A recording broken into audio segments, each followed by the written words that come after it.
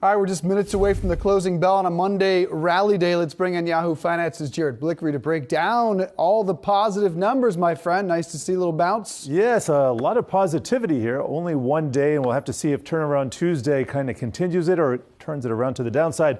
However, we are seeing the S&P 500. It was up more than 3%, putting in its best day in a couple of years, but not necessarily the case right now. We'll have to see how that shakes out into the close, but over 2.5% for a lot of these. I think Wall Street will take this. Now, let's take a look at the sector action today. A lot of news on the energy front. Now, first of all, OPEC Plus, and we're going to take a look at the futures in a second here, but OPEC Plus possibly in 2 days going to incur lower production by 1 million barrels per day. That is a large amount. They had decreased it by 100,000 barrels per day. That was kind of just a shot in the breeze there. Didn't really do much last month, but we'll have to see if anything comes of that. Crude oil up majorly today.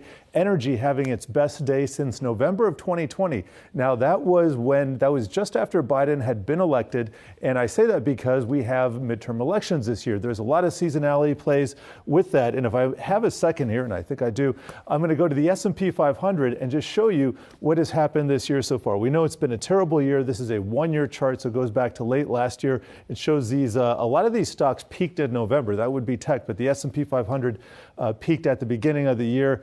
The trade has been down, but we're looking for that all-elusive bounce. Do we have any legs here? Let's look to the volatility sphere. Now we have the VIX coming off of a 35 print. That was middle of last week. We are now just about at the 30 line, so not seeing a lot of improvement there.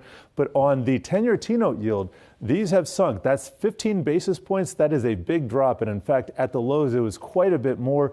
Normally, that gives some impetus to the growth trade.